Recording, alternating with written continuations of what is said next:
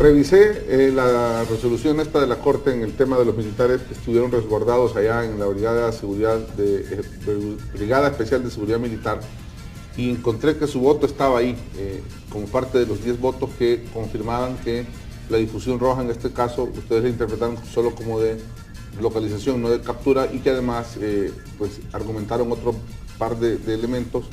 que provocaron que los militares salieran del resguardo y circulen libremente en El Salvador. ¿Por qué votó a favor o en ese sentido, acompañando la resolución de otros 10 magistrados? Bueno, en este caso específico,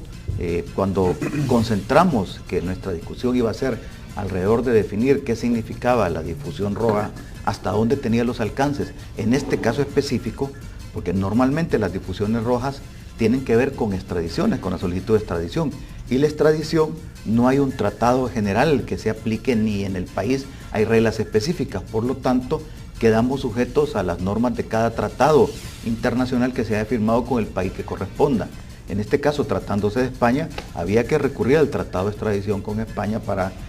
conocer cuál era el alcance y el contenido de la difusión roja. Al analizar eso, nosotros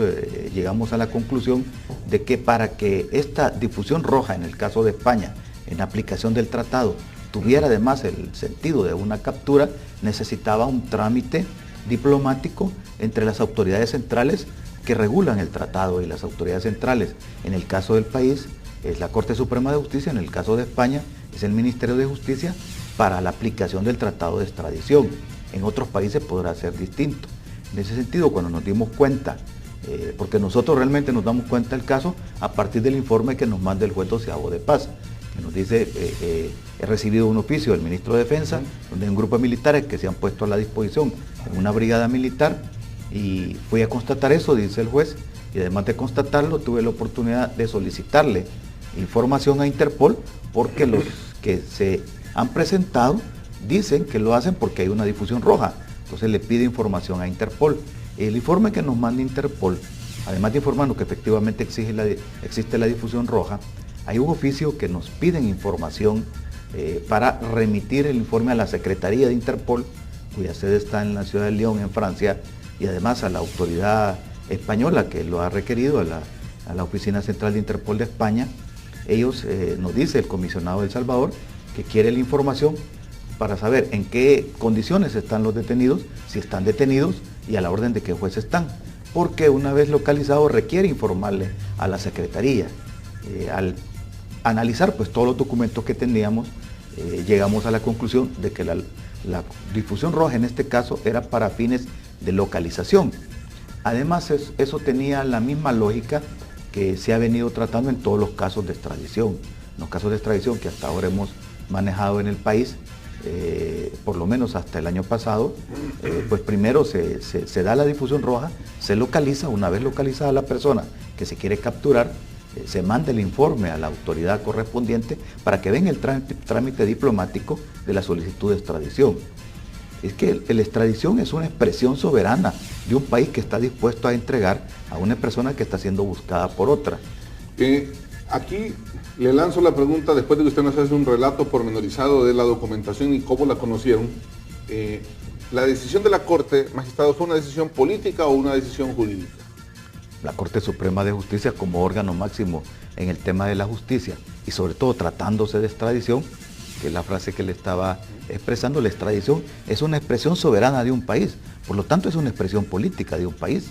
que en este caso le corresponde a la Corte Suprema de Justicia. Desde luego la Corte lo hace basada en disposiciones legales, no podemos salirnos más allá de lo que establece la Constitución y las leyes, no solo porque lo hacemos como cualquier funcionario público que juramos cumplir la Constitución, sino porque además nosotros, la forma de actuación de los jueces es aplicando leyes, aplicando la Constitución, aplicando los tratados. En algún momento pesaron esos argumentos que estuvieron en el debate de, por un extremo, el derecho de las víctimas a la restitución, sus familiares, a conocer la verdad y a que se juzguen culpables,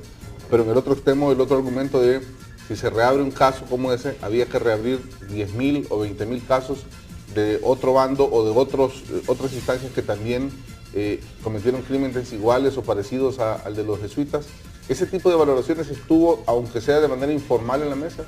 Sin duda pasa por la mente de cualquier persona que está juzgando un tema como este, pasó por mi mente. Sin embargo, en esta etapa del proceso nosotros nos concentramos a la difusión roja. Si esto tenía valor de captura o no, y la situación en la que estaban los militares. Al concluir nosotros que el código de difusión roja no era para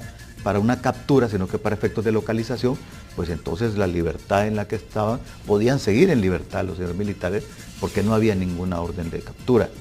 Sin embargo, hay que decirlo, esto no está cerrado. Quiere decir que el gobierno de España, ya con una expresión soberana del Reino de España, nos puede pedir la captura con fines de extradición o nos podrá pedir la extradición de una sola vez. En eso la Corte tendrá que resolver en su momento también. O sea, no es que esta resolución ya zanjó y salvó todos los temas legales a los que se pueden enfrentar los militares acusados, sino que puede España reactivar el tema mediante otra petición de otra naturaleza. Lo podrá hacer aplicando el tratado